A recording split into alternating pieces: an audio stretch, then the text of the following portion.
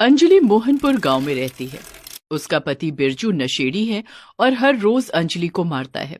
पैसे दे, मुझे पैसे दे, मुझे शराब पीना है। नहीं, घर में राशन नहीं है। मैं तुम्हें पैसे दे दूंगी तो हमें खाली पेट रहना पड़ेगा। घर में एक बच्ची है, थोड़ी तो रहम करो। तू और तेरी बच्ची, एक दिन दोनों को खत्म कर दूंगा। ये बोलकर बिरजू अंजलि को मारता रहा और उससे पैसे छीन कर ले गया। अंजलि ने अपनी बेटी पूजा के साथ खाली पेट रात बिताई। अंजलि का हर एक दिन ऐसे ही बीतता है। बिरजू कोई काम धंधा तो करता नहीं है, वो बस अंजलि को मारपीट कर पैसे लेता है। अंजलि हर रोज एक फैक्ट्री में काम करने जाती है। वो साइकिल चलाकर काम पर जाती है। आज बहुत देर हो गई है, जल्दी से फैक्ट्री पहुंचना होगा। अंजलि देरी से फैक्ट्री पहुंचती है और उसका मालिक उसे उल्टा सीधा कहने लगता है। ये कोई टाइम है आने का? अगर तुम्हें काम नहीं करना है तो पहले ही बोल दो। नहीं साहब, इस काम की मुझे बहुत ज्यादा जरूरत है, मुझे काम से मत निकालिए। अंजलि दिन भर भारी सामान उठाने का काम करती है। वो करते करते उसकी कमर में दर्द होता है, लेकिन वो करे भी तो क्या करे। उसके पास और कोई जरिया भी नहीं है पैसे कमाने का। वो रात को कमर के दर्द से तड़पती रहती है। आह, मर गई मेरी कमर। माँ, आज कमर में बहुत ज्यादा दर्द हो रहा है क्या माँ? हाँ बेटी, बहुत ज्यादा। रुकिए माँ, मैं मालिश कर देती हूँ। ये बोलकर पूजा मालिश कर देती है। अगले ही दिन दारू पीकर बिरजू कहता है।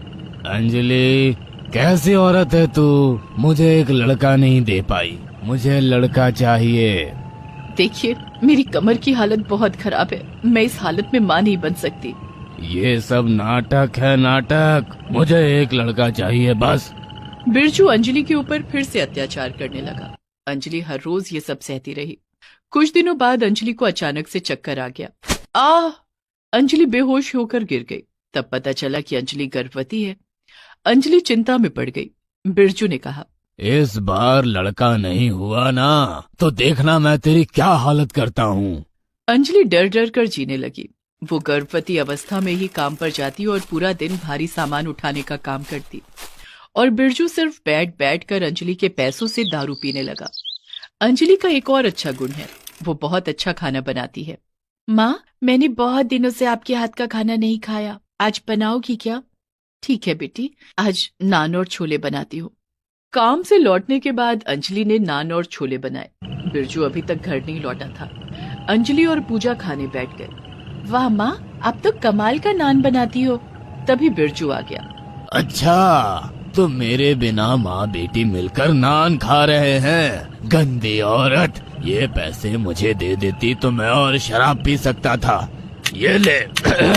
अंजलि गर्भवती है, लेकिन फिर भी बिरजू ने उसका इलाज नहीं किया। बिरजू ने अंजलि को खूब मारा। इस तरह मार खाते खाते 9 महीने बीत गए और अंजलि की डिलीवरी का वक्त आ गया। अभी अंजलि को अस्पताल जाने की जरूरत है। इस दिन के लिए अंजलि ने थोड़ा थोड़ा करके पैसे जमा किए हुए हैं। कल मुझे अस्पताल में एडमिट होना पड़ेगा। कल इस घर में एक नया मेहमान आएगा। रात को अंजलि और पूजा सो जाते हैं। तभी बिरजू चारों तरफ पैसे ढूंढता रहता है। पैसे कहाँ हैं? पैसे कहाँ हैं? मुझे शराब पीना है। कहाँ है पैसे? और अलमारी में ढूंढते हुए बिरजू को अंजलि के जमाए हुए पैसे मिल जाते हैं। अरे वाह, इसने तो बहुत पैसा जमा के रखा है, आज तो मजा ही आ जाएगा। बिरजू उन पैसों को लेकर चला जाता है। अगले दिन सुबह सुबह अंजलि को लेबर पेन शुरू हो जाता है। आह आह आह, बहुत दर्द हो रहा है। आह। अंजलि ने अलमारी खोलकर देखा तो उसके जमाए हुए पैसे गायब हैं। वो चौंक गई। अरे अरे, मेरा पैसा कहाँ गया? ये जरूर उन्हीं का काम है। अब मैं अस्पताल में भर्ती कैसे होंगी? अंजलि बैठकर रोने लगी। अपनी माँ को रोता हुआ देखकर पूजा दौड़ते हुए आसपास के घर की औरतों को बुलाने चली गई। चाची, मेरी माँ को बहुत दर्द हो रहा है, आप चलिए ना। अंजलि से आसपास के सभी लोग प्यार करते हैं, इसलिए सभी औरतें तुरंत अंजलि के पास पहुंच गई। अरे पगली, रो क्यों रही है? हम मर गए क्या? हाँ हाँ, हम करवाएंगे तेरी डिलीवरी, तू चिंता मत कर। अंजलि को बिस्तर पर ही सुलाया गया और उसके बाद सभी ने मिलकर अंजलि की डिलीवरी करवाई। लेकिन अंजलि को एक लड़की हुई। माँ, मेरी बहन आई है, मेरे घर मेरी बहन आई है। अंजलि चिंता में पड़ गई। वो तो लड़का चाहते थे, अब क्या होगा? बिरजू ने घर लौटकर देखा कि उसको फिर से एक बेटी हुई है। ये देखकर वो आग बबूला हो गया। अंजलि, तू मेरी बीवी बनने के लायक ही नहीं है, निकल जा इस घर से, निकल। ये बोलकर बिरजू ने अंजलि और उसकी दोनों बेटियों को घर से निकाल दिया। अंजलि कुछ देर रोने धोने के बाद साइकिल लेकर वहां से चली गई। मेरे पास एक फूटी कौड़ी भी नहीं है, मैं जाऊं तो जाऊं कहाँ। अंजलि का मायका भी नहीं है क्योंकि उसके माता पिता जिंदा नहीं है और उसका बड़ा भाई उसे घर में घुसने नहीं देता है। फिर भी अंजलि उसके भाई के पास जाती है। उसे देखकर उसका भाई कहता है, जरूर तूने ही कोई गलती की होगी, नहीं तो जीजाजी तुझे निकाल नहीं देते। जा भाग जा यहाँ से, यहाँ तेरे लिए कोई जगह नहीं है। अंजलि फैक्ट्री चली गई लेकिन वहां से भी उसे धक्के मारकर निकाल दिया गया। नहीं, तुम और यहाँ काम नहीं कर सकती। इस हालत में तुम वैसे भी किसी काम की नहीं रही।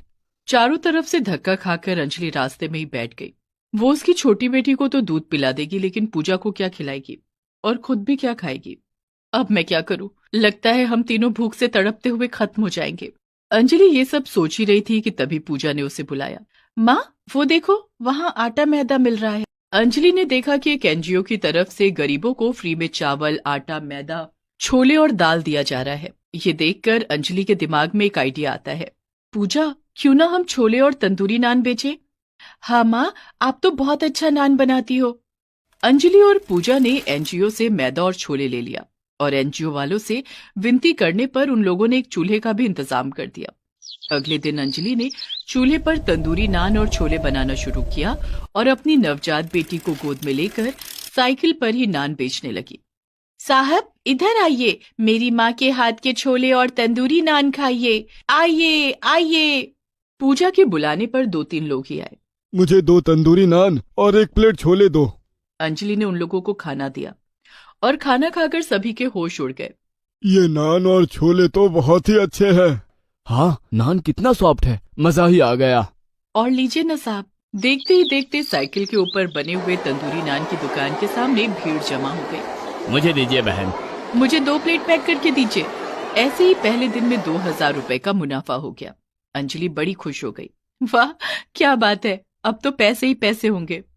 ऐसे ही करके अंजलि अमीर होती गई। उसने रहने के लिए एक घर भी भाड़े पर ले लिया। अंजलि के तंदूरी नान और छोले की डिमांड दिन ब दिन बढ़ती गई। पास के पुलिस स्टेशन से भी रोज ऑर्डर आने लगे। अंजलि बहुत पैसों की मालिक बन गई। ये सब कुछ जब बिरजू के कानों तक पहुंचा तो उसके होश उड़ गए।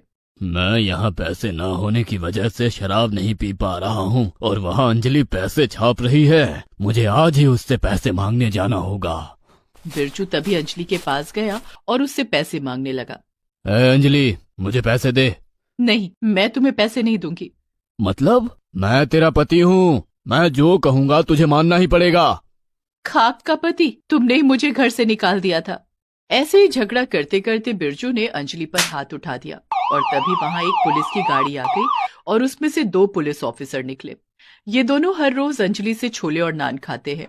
दोनों ही अंजलि को अपनी बहन की नजर से देखते हैं। बिरजू को ऐसी हालत में देखकर ऑफिसर ने बिरजू का हाथ पकड़ लिया। तू अपनी बीवी को मार रहा है, जानता है ये कानून के खिलाफ है। ये बोलकर उस ऑफिसर ने बिरजू को एक थप्पड़ मार दिया और उसे गिरफ्तार कर लिया गया। सर, आपने मुझ पर बहुत उपकार किया। नहीं अंजलि बहन, ये तो हमारा काम है। अब तुम तंदूरी नान बेचो, तुम्हें कोई परेशान नहीं करेगा। बिरजू को 10 साल की सजा मिली और यहाँ अंजलि ने एक पक्की दुकान खोली और ऐसे ही वो अपनी दोनों बेटियों के साथ खुशी खुशी रहने लगी।